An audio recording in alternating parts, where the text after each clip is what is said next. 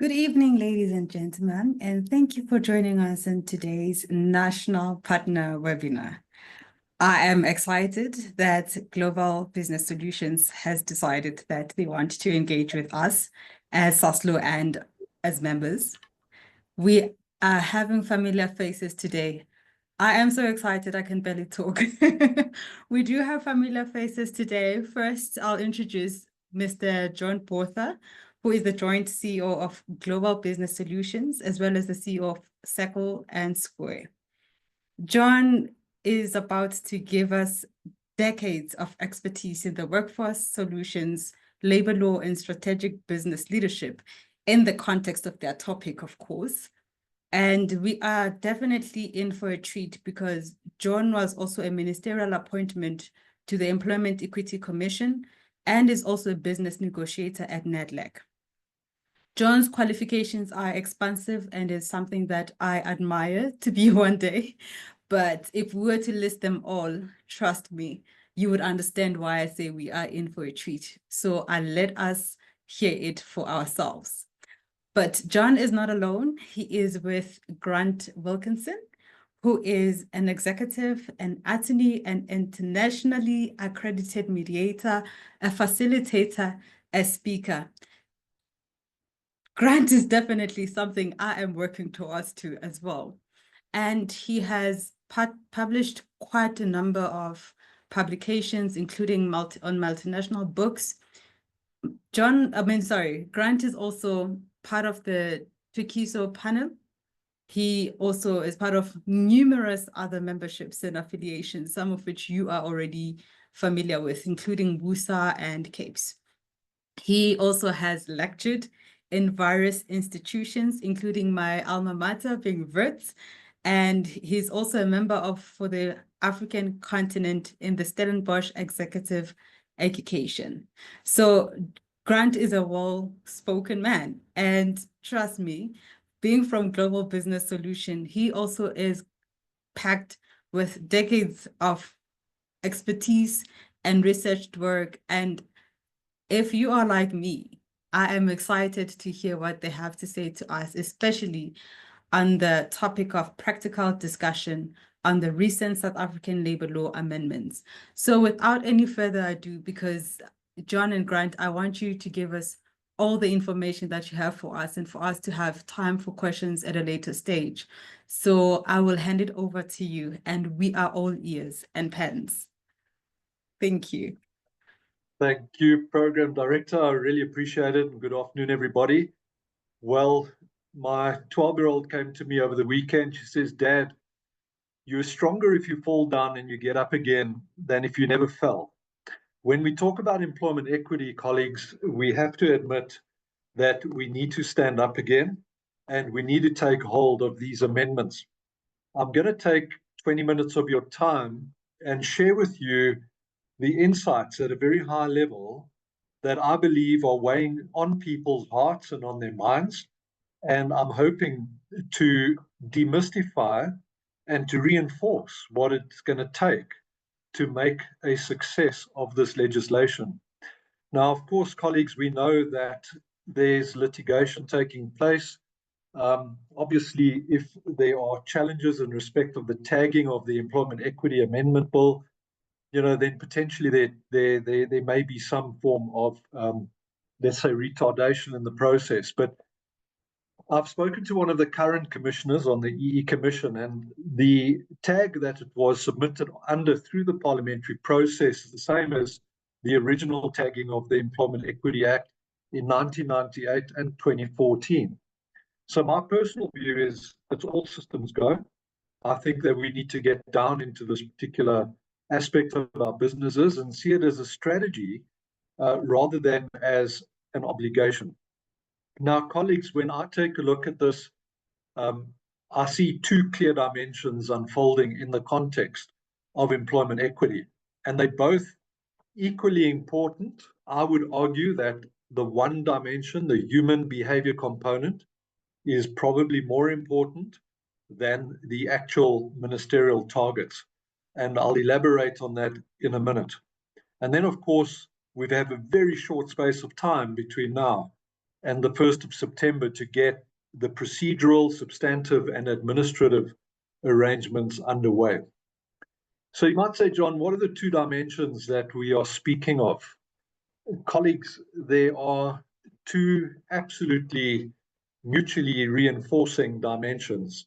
The one is what I call the intangible dimension, and that speaks to the reality that we are human beings with different value systems, different backgrounds, different beliefs and experiences. And colleagues, it's the intangible which determines the culture of the organization, which then drives our behavior, and ultimately our behavior drives the decisions and the results. So the left-hand side talks to unfair discrimination and harassment. Obviously, the code of good practice on harassment is part of that particular process.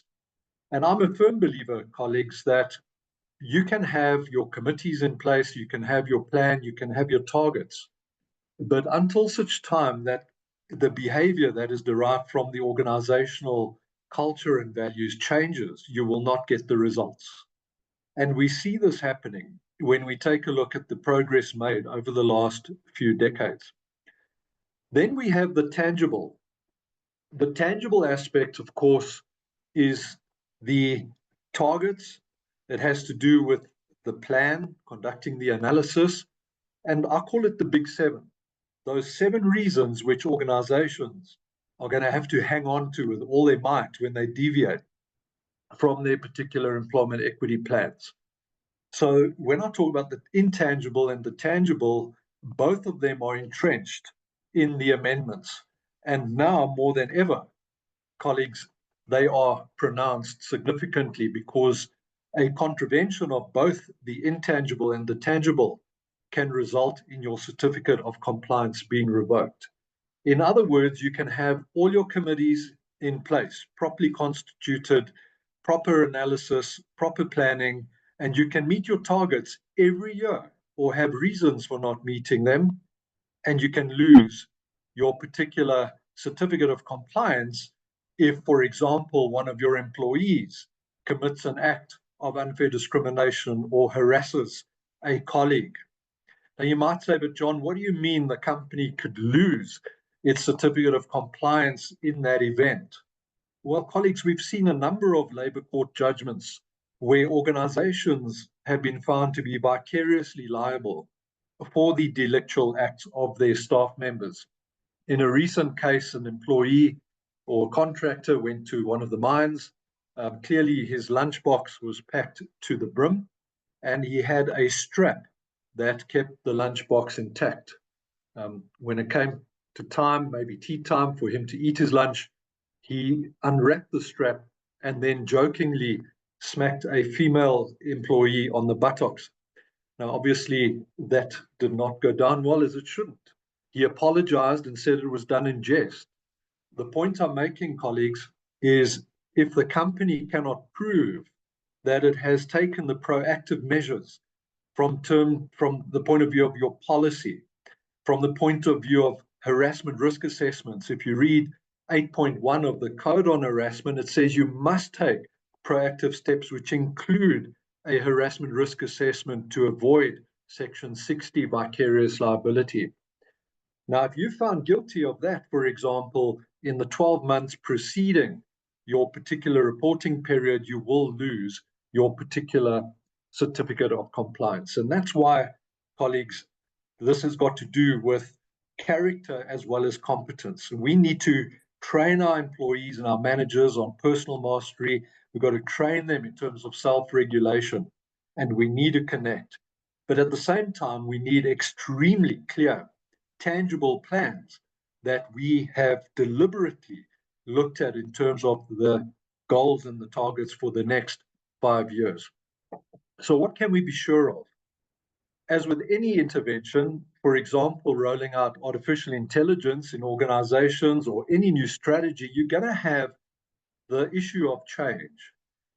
This is the Kubler-Ross change curve, which is very descriptive of how human beings often resist change until such point that they are engaged and they are validated, their concerns are heard, and then they absolutely are more trusting of this particular change.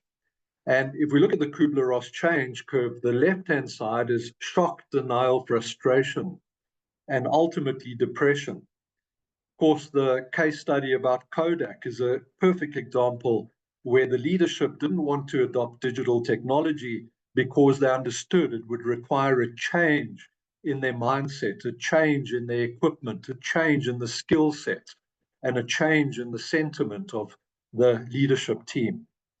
And of course, they never made it through that particular curve. And I was one of the individuals that ended up retrenching some of the last staff in South Africa from Kodak.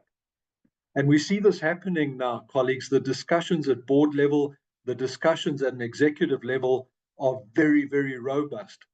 Big listed organizations having absolutely vulnerable and open and transparent discussions. And they should have that, and you must allow it because it allows for connection and understanding. Once you've gone through that and you've validated and you've listened with empathy, you're then in a position to come out the other side of this particular change curve and actually have a successful and a sustainable plan. Of course, evidence of some of this initial emotional response, you'll see in the bottom left, I've got the amygdala hijack there. Of course, when we're under pressure and when things don't suit us or, we put under duress, our emotional response through the amygdala, the old part of our brain, hijacks our rational brain. And as a result of that, we make decisions which we wouldn't ordinarily make, just like this individual who smacked this woman on the buttocks. That's where personal self-regulation comes in. But for example, the DA challenge, the comments by Sakalicha, NIASA, and other institutions will indicate that this particular change is deep, it's far-reaching, and it literally has to do with the values and the beliefs and the ideologies of individuals. And there's nothing wrong with that. But we have to understand that in order to transition through that, we need deep trust and smart trust relationships. One of the things that this amendment does is it gives us certainty. Previously, if you look at the Employment Equity Commission report, which was published last week, you'll see there were 29,000 designated employers that reported. And colleagues, those 29,000 designated employers under the previous legislation, they all had their own durations between 1 and 5 years of their plans. They all had different cutoff dates. They could set their own targets. And it was very, very difficult for the Department of Employment and Labor to get actual insight into what was happening. DG reviews were very difficult because everyone had a different approach and it was left very much in the hands of the employers and in good trust to them making goals that are actually significant. Now what we have is everyone being on a 5-year plan. Your previous plan is gone. The new plan starts on the 1st of September 25. It carries on through to the 31st of August 2030. And all 28,000, if there were 28,000, I'll get to that just now, are all on the same 5-year timeline. The second one is your targets have been set for you for 2030. Section 20, capital 2A of the Employment Equity Act, the Amendment Act, says your goals must equate to the ministerial targets. I often have people saying to me, John, but what if we don't have a snowball's hope of achieving those targets? In year 2030, do we have to put the minister's targets in? And I say, yes, you have to, because of section 20, subsection 2, capital A. The third issue is you have the discretion to decide your targets over the intervening years. So for 26, 27, 28, and 2029, you still have to make reasonable progress, but you can take a look at your staff turnover, your business dynamics, skill sets, and the pool of skills, etc., and you can set your targets for those intervening years. We then have the big 7.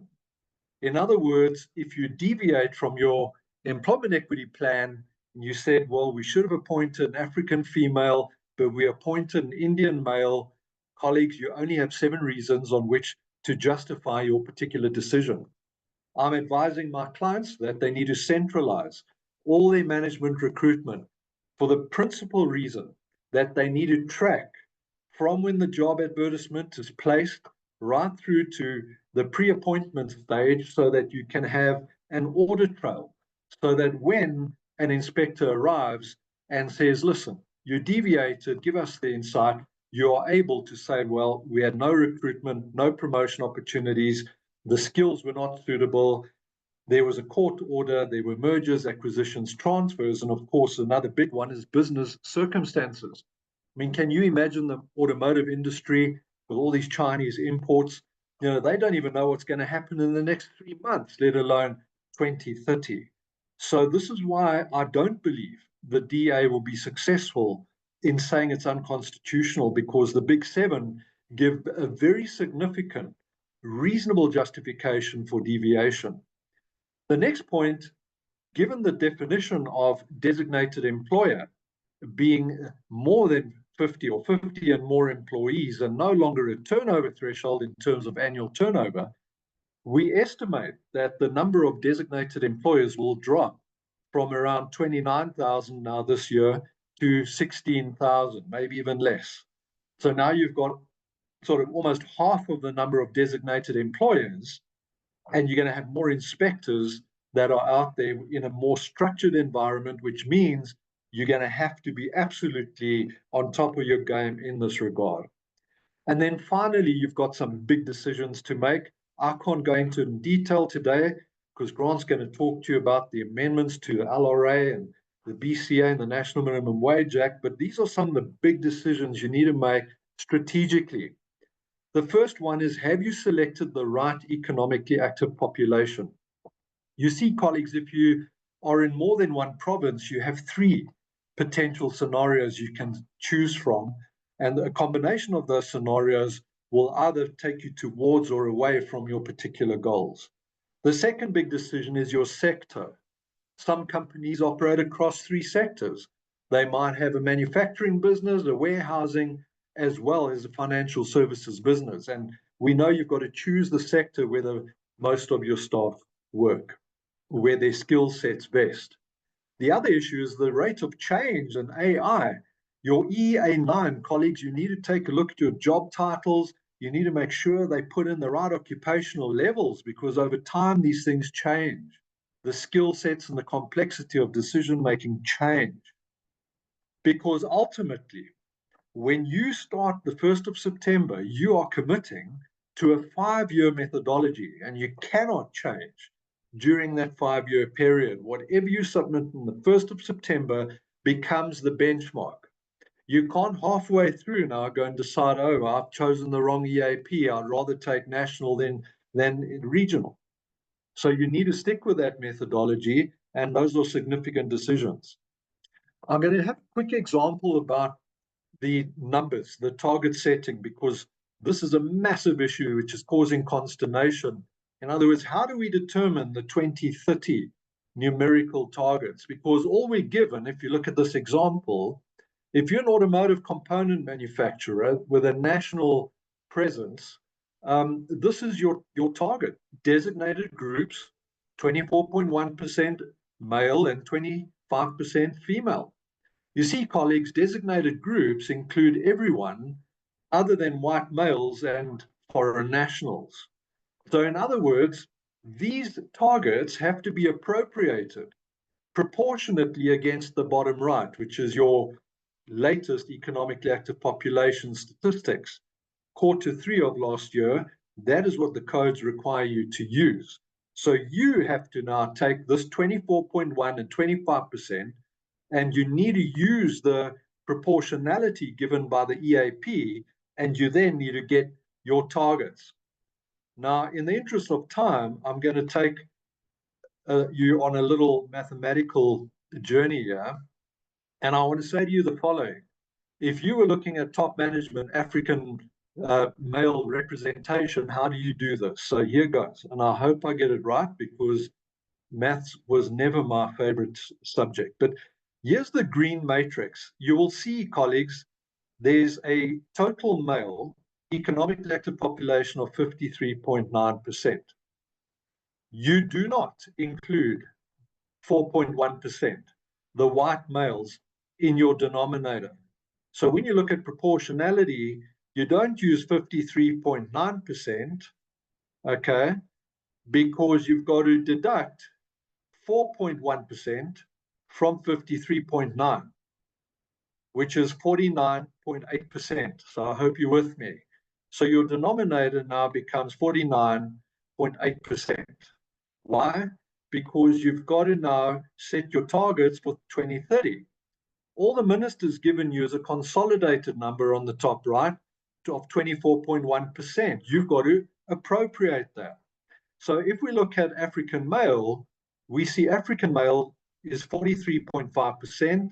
That's the economically active population for African male nationally. So you take 43.5%, right? You divide it by your new denominator, which is 53.9 minus 4.1, which is 49.8, because you've got to exclude white males. They're not part of the definition of designated groups. You now multiply that by the manufacturing male target of 24.1%, okay? And then you get your target for 2030, which is going to be 21.05, okay? So that's the answer. That's the methodology you need to use. Obviously, if you use regional demographics, you would do the same, but for regional. If you were working out the female component, you would include white females. You wouldn't exclude that 3.4%. So your denominator for female remains 46.1, whereas your denominator for male is 49.8, because you extract the males, the white males, from that particular calculation. So colleagues, with that in mind, that is how organizations are now setting their targets. Remember, 5 years, we are now over here. We've got 3 or 4 months to get to September. We submit our first report at the end of this year. Your first report, there are no targets to be met. All they'll ask you at the end of this year is, were you found guilty of unfair discrimination or harassment or vicarious liability in that regard? Have you paid the national minimum wage? And have you submitted your EEA 2 and 4? In this year, if you've done that, you'll get your certificate of compliance. Cool. From the end of next year is going to be your first year of assessment of achievement of targets. End of the next year, end of the next year, end of the next year. Every year, you're going to have to either say, yes, we've achieved our targets, or you will employ the big 7 reasons for not achieving that. Now, people say, John, will we still get our certificate if we say we haven't achieved our targets? Yes, you will, colleagues, but I can guarantee you will be getting a visit and you'll have to demonstrate compliance. So we've put together a little spreadsheet. I'm happy to share this with you. If you haven't got this yet, or if you don't have a fancy system, you can use a Dropbox. You can choose, like in this case, the Western Cape Manufacturing, and it will give you, you put in your current as is, in this case, 10 employees, and then the red line will tell you what your deficit is based on the sectoral targets. So colleagues, you can see now the importance of the big 7, because if you look at this example at top management level, the deficits are a colored male, African female, and colored female. If you make an appointment outside of this hierarchy, you will have to have some form of deviation protocol. Here's just a little bit of an idea of how to plan between now and September so that you get your house in order and you can hit the road running. So colleagues, before I just totally unshare and hand over to my colleague Grant, I want to just recap. The first thing is you need to ensure that you address the intangible. In other words, the organizational leadership set the tone, and you've got to get them on side. And once they understand the implications and they understand how you're going to manage this particular process, and you give them the confidence that you've got all the structures and all the protocols in place, because they've set the tone, you can confidently proceed and connect with people. And when there's resistance, empathize, connect with them, and build trust and bring them through the other side. Within that side, you also got to get people to understand themselves. If some people think they're incredibly funny, like that gentleman who smacked the woman on the buttocks, Some people are what we call free children. They just wired differently. Tomorrow's another day. They live in the moment. They do silly things. They share stupid social media posts, and they end up losing their jobs. It's our responsibility as employers to give them the personal mastery skills to avoid that from happening. We don't want to take away the heart and the soul of the organization, but it doesn't help anyone when people's human dignity is undermined. So that is the intangible side. You better get it right, because if you get it wrong, you lose your certificate in any case. The other side is the tangible, very structured, very planned, and quite frankly, a good opportunity to look at proper workforce planning over the next 5 years. With that, I'm going to hand over to my good colleague Grant, who's going to take you through some of the more hardcore labor law amendments. Grant, over to you. Thanks very much, John. Appreciate it. Just bear with me while I get my screen up.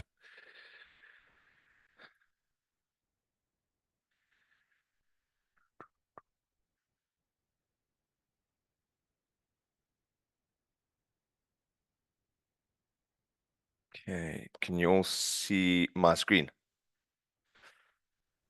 All good, Grant. All good, thanks. All right, ladies and gentlemen, thanks so much for your time.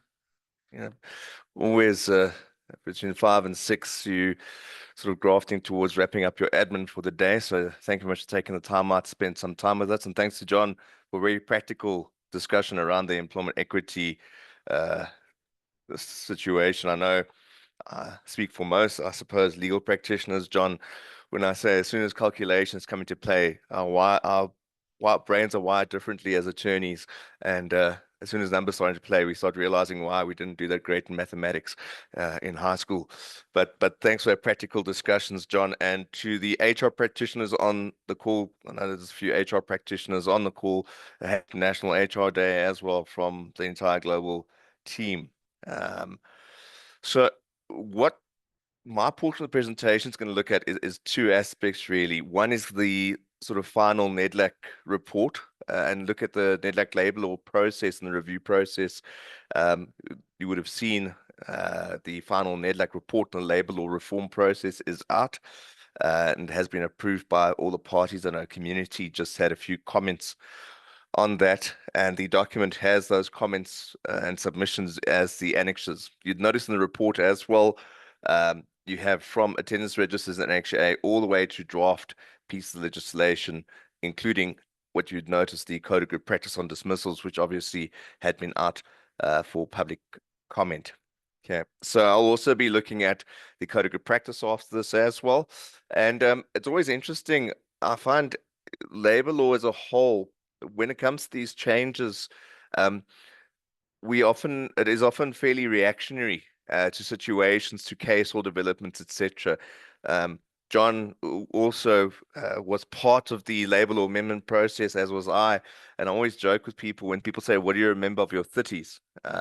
When they ask me at the ripe old age of 45, and I say the birth of my son in section 198 in no particular order, because you would have known that process started running probably in around 2008-9, discussions from starting 2006, and legislation took till about 2015 to find its feet in 2018 with the assigned services outcome. So it's often a journey, not an event. COVID time showed us that the processes could go much quicker and much more efficiently. But there are protocols to follow, and the NEDLAC process has come to an end.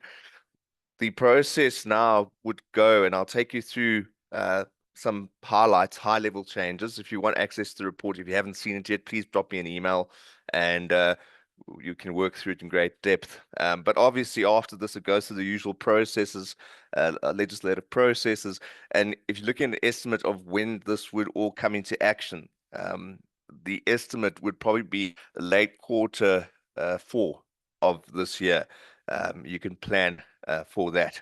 Yeah. So let's go through some high-level changes and talk you through these. I am also cognizant of time. But briefly, first up is the labor court reforms. There was an attempt for an institutional separation of the labor appeal court from the labor court with separate judge presidents and deputy judge presidents. The aim of this was obviously to look at creating fluid and efficient court processes. This, though, was rejected, and this rejection was agreed to by both business, labor, and government. With essential services, there are amendments to the Essential Services Commission relationship to the CCMA, promoting minimum service agreements and improving your dispute regulations. This again was agreed by all parties. Those of you who are aware, you remember business, labor, and government are the three constituents at NEDLAC, with community also having inputs. The bargaining council and collective agreements changes. There have been amendments including closed shop agreements, funding renewals, and powers of the registrar. This again was something which eventually was agreed to by the parties. The very interesting ones, probably that have caught most people's attention, John, are this one around high-paid employees. Now, as practitioners, those who are at the CCMA, who attend labor court, etc., the high-paid guys tend to clog up the system, right? Delays, sometimes employing what so-called Stalingrad tactics, etc. And the aim of this is try and unclog the system a bit. They're kept on making changes. I know since my introduction into labor law in 2004, when I started specializing into labor law, is that there's always talks around how do we simplify this? How do we speed up the process? Because on paper, the CCMA is the gold standard in terms of dispute resolution, alternative dispute resolution worldwide. It's just these little nigglies that we have in our system. I won't delve too much into it, but there are nigglies in the system, aren't there? And one of those is that you have high-paid employees. We defining this as 1.8 million plus per annum, clogging up the system and delaying matters unnecessarily. So one of the things that has been agreed to by all parties that if you earn more than 1.8 million per annum, that you have limited remedies, right? Particularly with automatic unfair dismissals, it's compensation only except for automatic unfair dismissals. So if you earn above that threshold, you have a limitation in terms of the remedies that are available to you. You could only get reinstated or reemployed if there's situations of automatic unfair dismissals. Otherwise, you're limited to compensation. It's a lot more, and John can correct me if my understanding is incorrect, but it's a lot more fluid process as well that's been suggested in respect to those individuals earning above that amount of money. And it's something that's been spoken about probably for at least the last 5 years is how do we unclog the system? Surely we can just do what practically happens often is people walk away with the settlement of, let's say, 3 months, and it's a mutual separation agreement signed off, etc. So this is aimed at trying to declog the system. One of the big challenges also in South Africa from an employment perspective is the simple question of youth unemployment. It is a huge issue in South Africa. We have to create an environment legislatively where it is conducive to employment.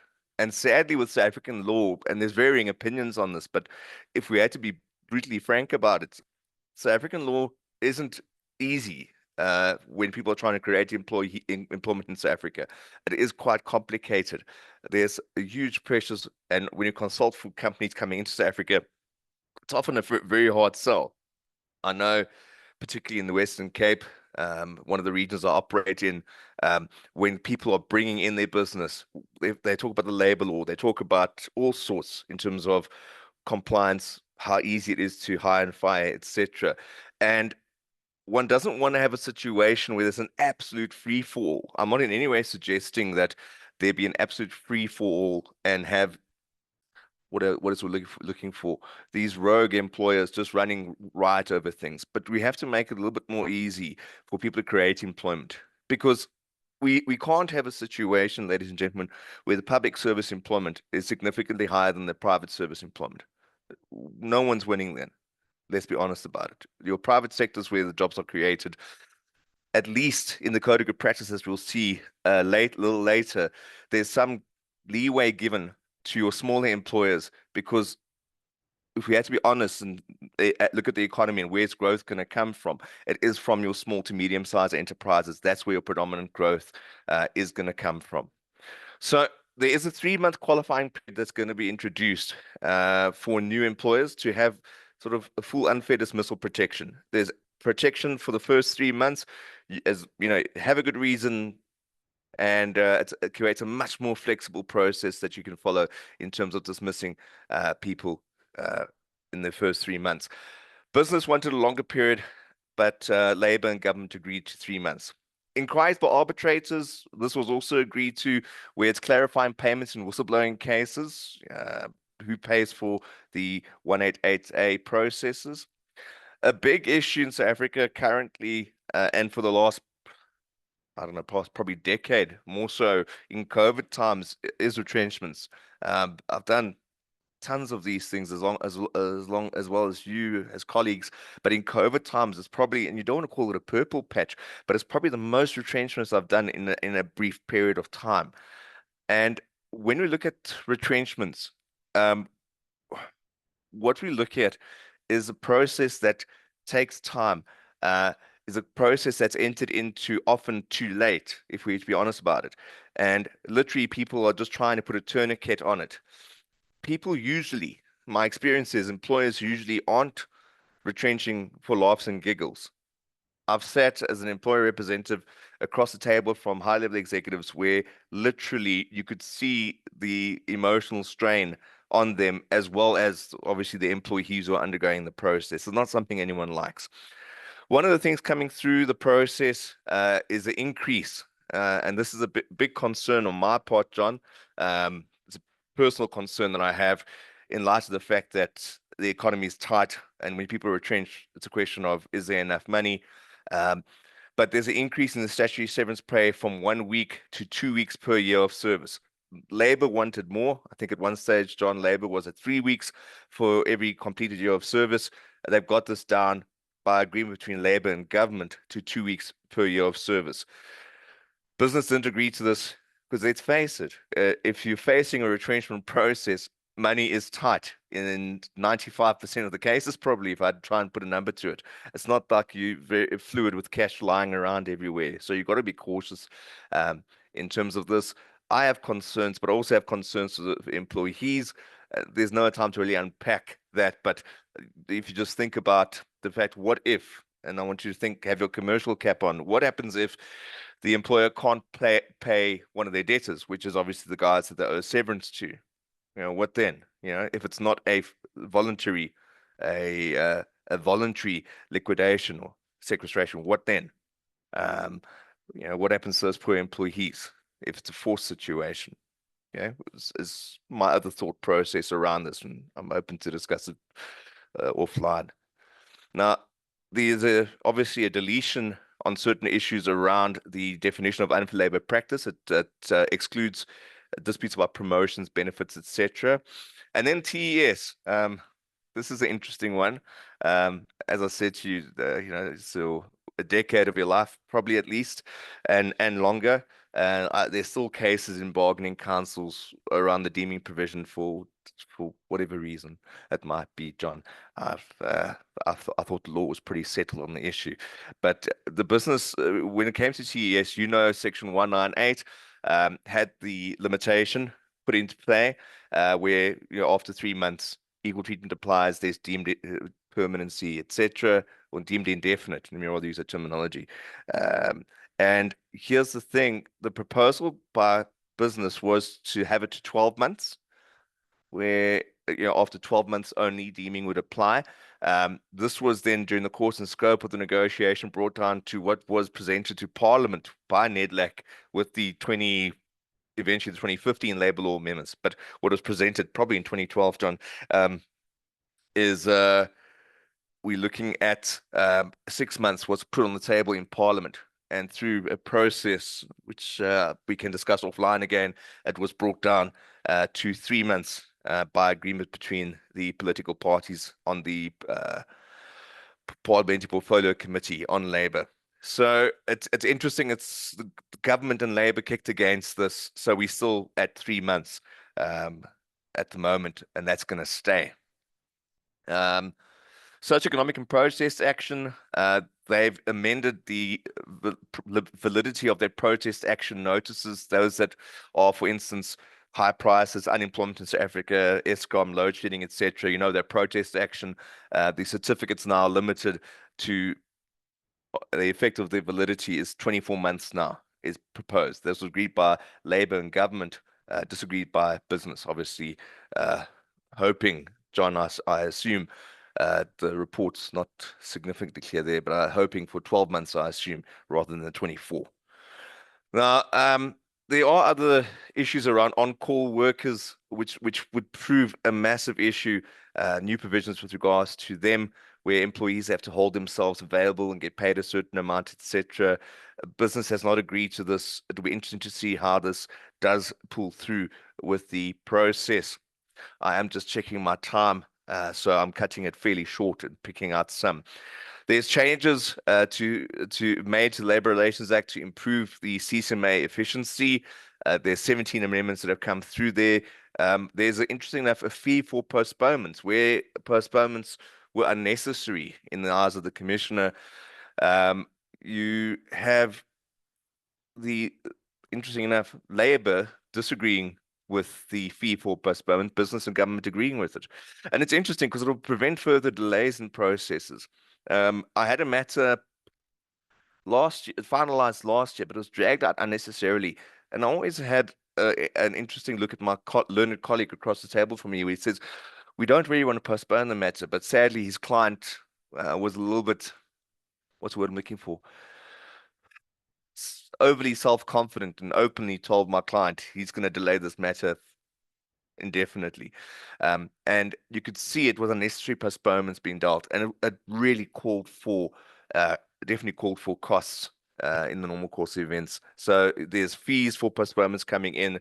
I'm grateful for that. I think unnecessarily so matters are postponed, and I've got my own views as to why that's coming to play. And again, I'm happy to engage offline on that. The idea of the CCMA was to create a process where parties can get together and the employer and employee can sit across the table with the assistance of the commissioner and resolve the dispute. And I know in 2004, those who remember Fleurs Brunt, I was in East London at the time, and when Fleurs told me, young man, because I was 24 at the time, it's people like you that are going to mess up this process. And I was like wondering, I'm not trying to take offense, but I'll quietly, I was thinking, in an elevator, it's only two of us. And our question, well, you know, why are you saying that, Mr. Commissioner? And he said, no, it was only supposed to be, you know, employer and employee.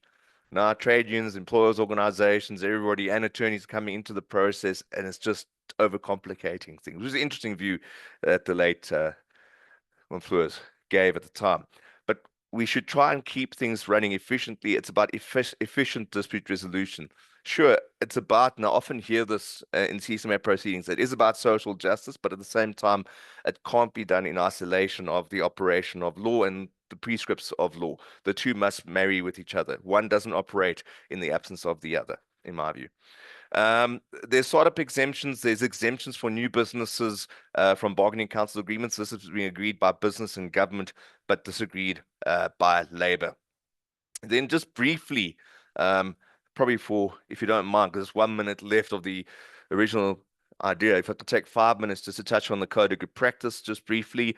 In what the new code of good practice is trying to do, it introduces several sort of modifications. One of the good things to see in this is disciplinary hearings being allowed to be less formal. The new code specifically acknowledges small businesses can't comply with all those formal requirements. Small businesses often don't have that team, that the ability to come in on a clean slate and not have prior knowledge of an internal chairperson becomes far less. You know, so small employers have the ability to adopt less formal disciplinary approaches. The smaller you get, the less formal it's going to be, and it allows for that sort of scaling of your, let's call it disciplinary procedure, disciplinary code. And please join us at our label or updates around the country with Johnny Goldberg. You'd know Johnny very well, Jonathan Goldberg, the Labour Market convener for Botha. He's our chairman, and John and Johnny will be around the country presenting together with Tembi in certain regions as well, on all these changes impacting you. And spend a day with us. I'll be in Cape Town and possibly Johannesburg, but definitely in Cape Town. But really, we have to come up with some practical solutions around your disciplinary codes and how to make it less onerous. I know there's a few, if there's people who know me, you know my processes are fairly formal when I've chaired disciplinary hearings, but that's only because the wicket we're on. One commissioner who was an ex-colleague of mine said to me, you know, Wilkinson, your procedures are too formal. It's more trial-like. And I said to the guy, because we were colleagues at the same time, and I said to him, with all due respect, when I look at your last 6 to 12 months awards that you've issued, you've never punished somebody for being too formal with their process. But when someone's taken the foot slightly onto the simpler process, which was probably envisaged by the Labour Relations Act, you punish them with compensation awards against them. So the moment you change how you're issuing compensation awards, I'll change my procedure happily and have it less burdensome for my clients. Because you're quite right. How often aren't hearings trial-like? That's not the intention of the law. We have to apply the RD rule and have the case heard, which is quite nice in that there's strength and guidance in this process. There's a nice relaxation around the probation period framework as well to prevent abuses by less than ethical businesses. There are specific provisions around probation protection as well, which allows you not to just run roughshod over probationary employees. Interesting enough, there's a footnote in the Code of Good Practice which indicates that courts should be hesitant to interfere with the employer's evaluation of probationary performance. All right, so unless there's a really good reason to interfere with the employer's evaluation of probationary performance, the courts should be hesitant to unnecessarily interfere, which is an interesting footnote just to take into account. There's a simplified procedure because this is defined now as adequate and reasonable opportunity to respond. For me, that talks to the old RD rule, which we all know, RD ultram partem, hear both sides of the story. And again, with investigations, there's a clear statement that investigations need not be formal, but appropriate based on the circumstances one finds oneself in. There's a time and a place where there needs to be a formal investigation, but otherwise, proper hearing of both sides of the story before making a decision of whether you should proceed with disciplinary action based on the facts at hand. That should suffice. All right, there are, for the last 2 minutes, I'm going to touch on retrenchments. Obviously, they give you a formal notice template, which is Annexure A. There's a detailed step-by-step procedure that's followed. It is explicit in saying there is a last resort, and I think as employers generally, retrenchment is the last resort. Those who haven't done retrenchment probably say it was the easiest way to go around these things. It really isn't. Retrenchments are not the easiest thing. Misconduct in industrial action, there's a more nuanced treatment of participation in unprotected strikes.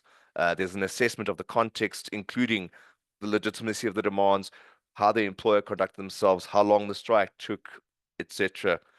Incapacity, interesting changes there, in the sense that imprisonment and incompatibility with workplace culture are recognized as incapacity grounds in the Code of Good Practice. Obviously, we've always been guided by case law in this regard around imprisonment and incompatibility. Previously, in the old days, I suppose I'm more of a older oak now. In the old days, it was frowned upon, incompatibility, but incompatibility case law has started recognizing it a lot stronger nowadays, and obviously it finds itself in the new Code of Good Practice. Okay, they do give you in closing, just also in your fair dismissal guidelines, there's more detailed factors then when deciding on whether dismissal is an appropriate sanction. I always say keep it simple. Schedule 8 has the guidance in terms of the procedural and substantive fairness.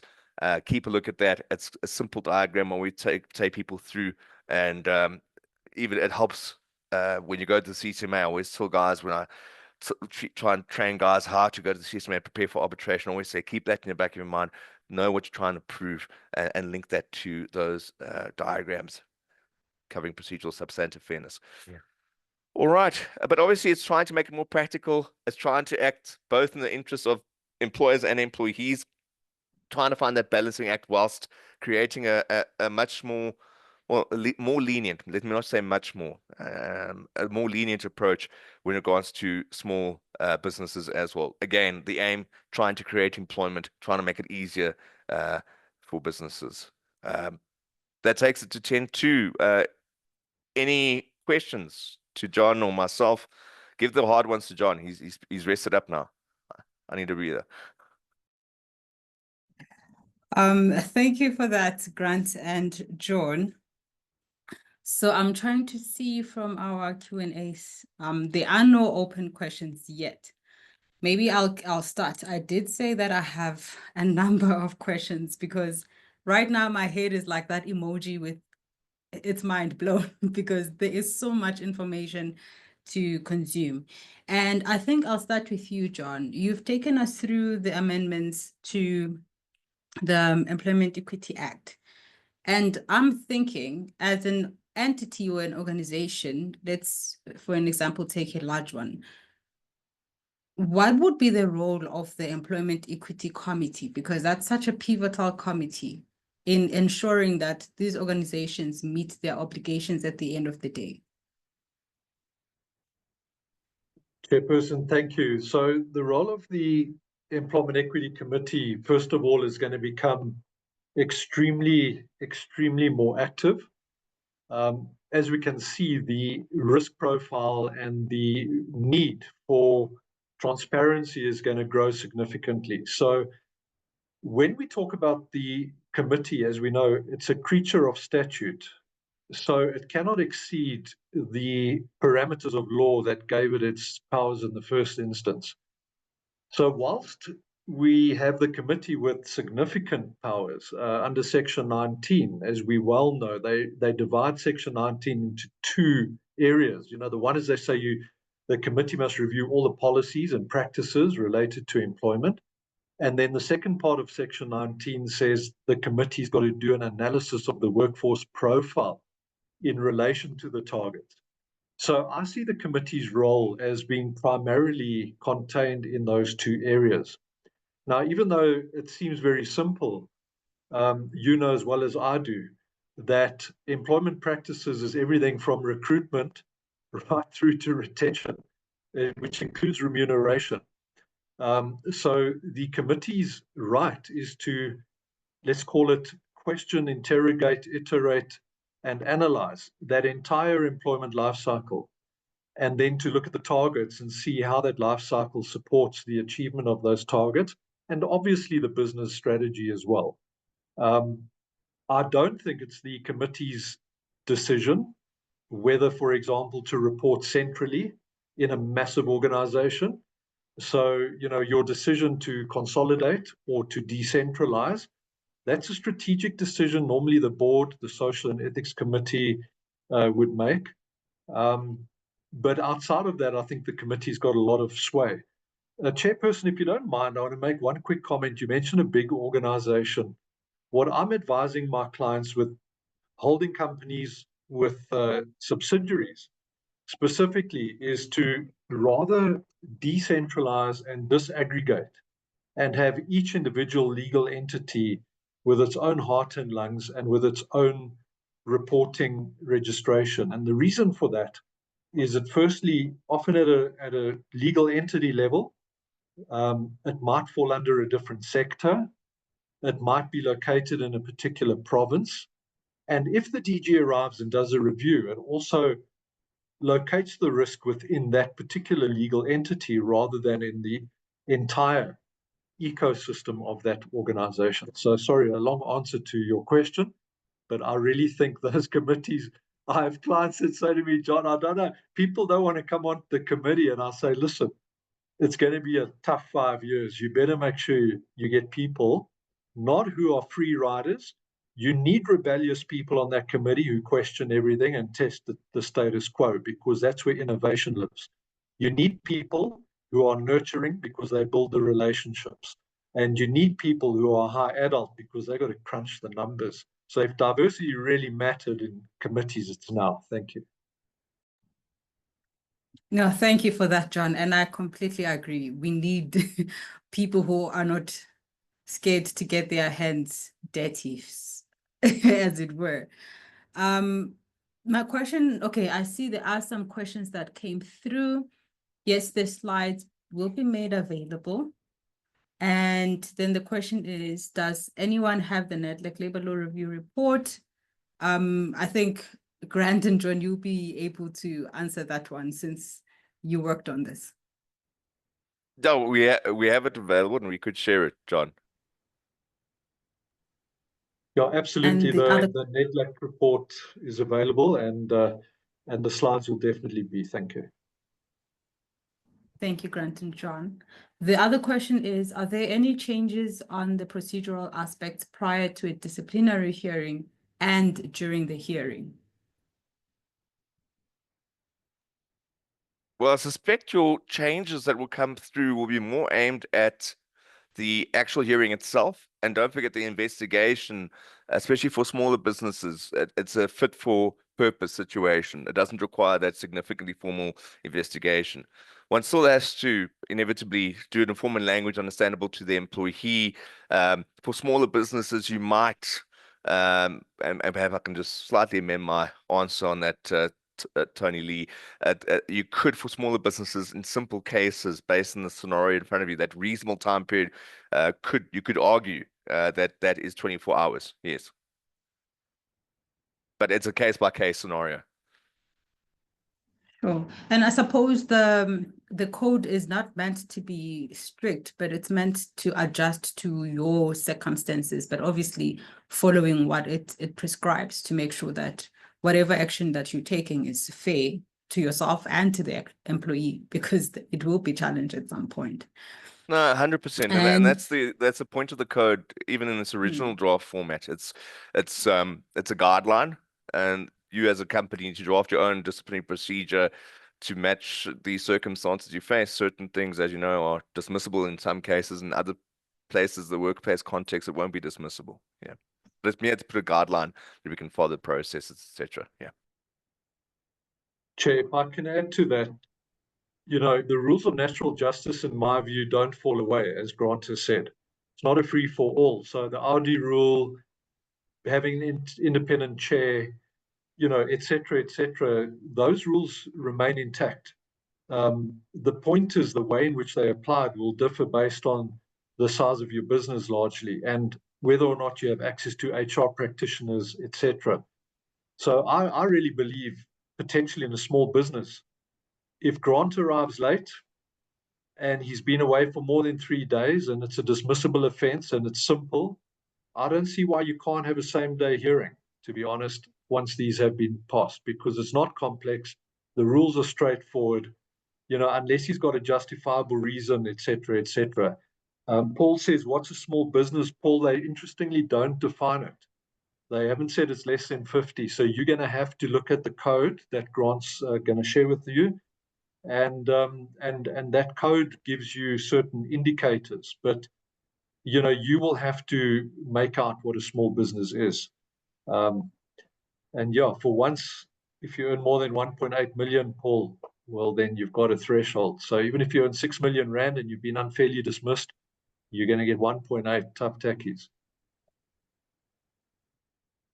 And thanks for that, John. There's another question from Tony Lee. She's asking if the 4-day workweek pilot program is starting on the 1st of June, and should all sectors comply with this pilot program?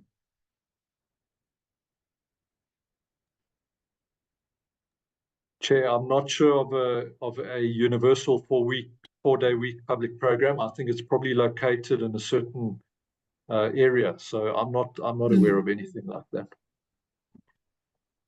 But then I also think, Tony Lee, that even if it's in a particular sector, obviously operational requirements will dictate how that is, how that plays out. So it might be difficult for some employers who have a smaller number of employees to start implementing that. And depending on the nature of what you do, it may be that you are required to come to work on a daily basis other than just 4 days. But yeah, I think that's the nature of your business will dictate what happens.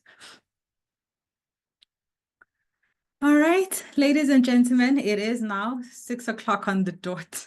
It's amazing that we were able to keep time today. Usually these discussions take long because of the interesting nature that they take.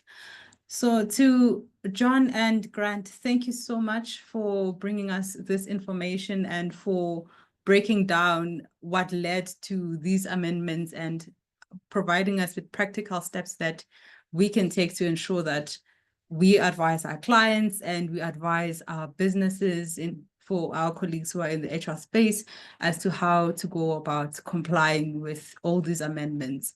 It's much work for us, which is good because change is good effectively. And we do understand that all these changes are geared towards creating more employment, which we find ourselves as a country with very unsettling unemployment rates. So hopefully with these amendments, there will be some change. And we always appreciate your guidance and your contribution.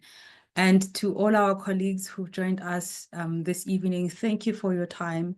We do appreciate it, and we do hope that you have taken something away that you will think on and expand on that in your respective workplaces and environments. Thank you so much, everyone. May you have a blessed night.